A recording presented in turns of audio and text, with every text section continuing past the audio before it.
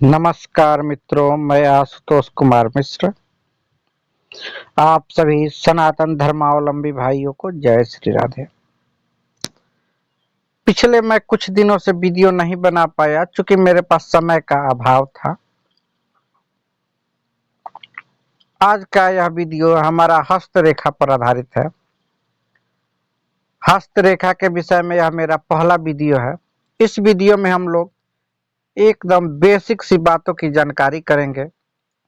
इस बेसिक सी बातों में हम प्रमुख रेखाओं के बारे में जानेंगे कि किस रेखा का नाम कौन क्या है या कौन सी रेखा कहाँ पर पाई जाती है।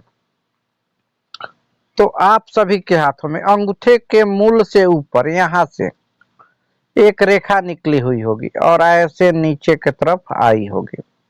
इसी रेखा को हम कहते हैं जीवन रेखा या लाइफ लाइन।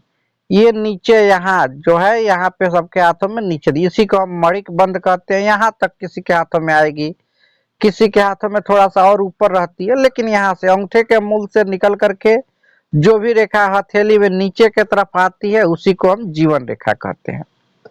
जीवन रेखा के जस्ट ऊपर से या जीवन रेखा के उद्गम स्थल के पास से ही एक और रेखा हथेली के दूसरे तरफ जाती है।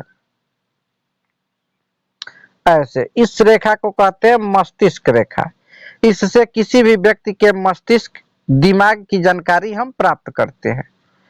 इस रेखा के द्वारा हम यह जान सकते हैं कि व्यक्ति कितना तेज बुद्धि का हो सकता है, कितना कुशाग्र बुद्धि का हो सकता है। वहीं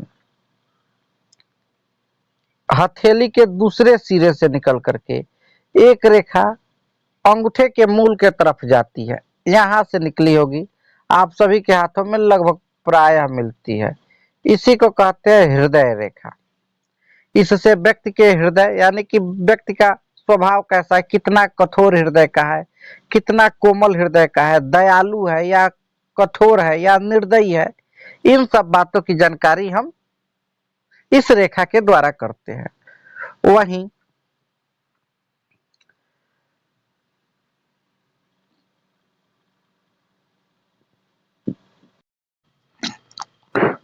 वहीं कनिष्ठा अंगुली के मूल में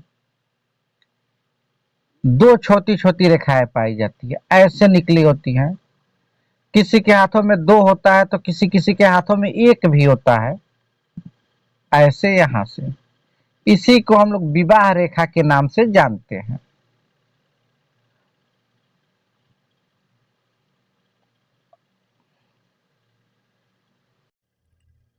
इसके बाद से जीवन रेखा जहाँ पे समाप्त होता है उसी के नीचे यानी कि हथेली के दूसरे सिरे पर मणिक के बंध के पास यहाँ से ऊपर के तरफ एक रेखा जाती है,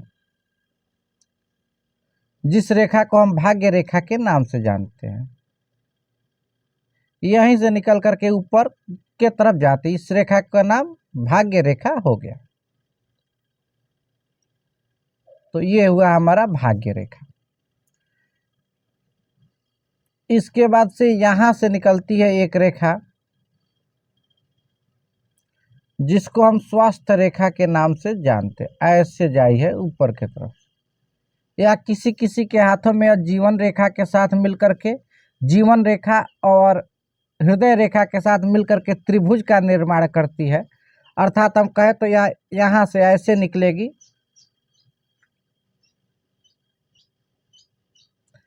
कुछ लोगों के हाथ में, सबके हाथ में यहाँ से ऐसे निकल करके ऊपर की तरफ जाती है। ये दोनों की रेखाओं के मिलने से एक त्रिभुज का निर्माण करती है। इसी रेखा का नाम हो गया स्वास्थ्य रेखा।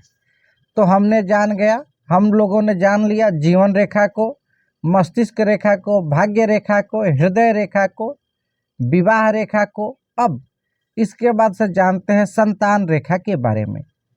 तो यहाँ पे अंगूठे के मूल के पास यहाँ पर अथवा कुछ लोगों के हाथों में यहाँ पर छोटी छोटी पतली पतली ऐसे लंबी लाइनें होती है।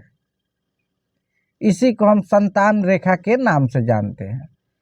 अगर कनिष्ठ अंगुली के मूल में है या कनिष्ठा अंगुली के मूल में है तो ऐसे खड़ी रेखाएं होगी, वही यदि अंगूठे के मूल में है तो ऐसे होगी रेखाएं ये।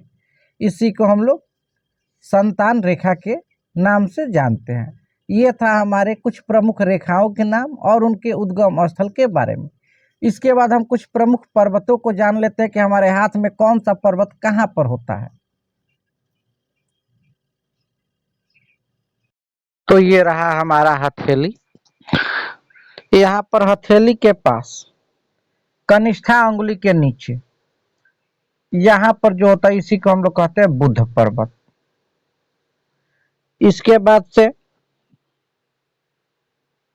अनामिका अंगुली, अनामिका अंगुली के जड़ में यहाँ पर जो ज्वाइंट होता है इसी को हम लोग सूर्य पर्वत के नाम से जानते हैं। वही मध्यमा अंगुली के जड़ के पास यानी कि नीचे यहाँ पर जो रेखाएं होता है उसको हम लोग शनि रेखा के नाम, शनि पर्वत के नाम से जानते हैं। उसके बाद से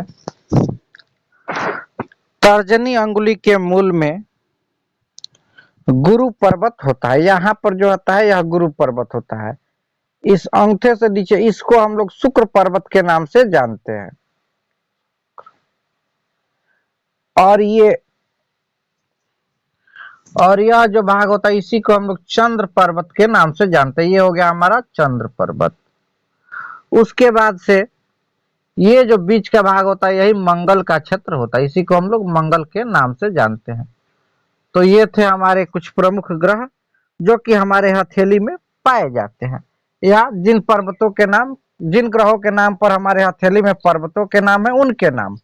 तो इस प्रकार से हम लोग आज के इस वीडियो में प्रमुख रेखाओं और प्रमुख पर्वतों के नाम जान गए। इस वीडियो का जरूरत हम जब भी हस्तरेखा के द्वारा जीवन के भविष्य फल की व्याख्या करेंगे, वर्णन करेंगे या करना सीखेंगे तो जरूरत लगेगा। इसलिए इस वीडियो को अच्छे से 2 बार 3 बार देख करके और याद कर लीजिए कि किस रेखा का नाम कौन सा है या कौन सी रेखा का उद्गम स्थल कहाँ से होता है और किस अंगुली के मूल में कौन से पर्वत पाए जाते हैं।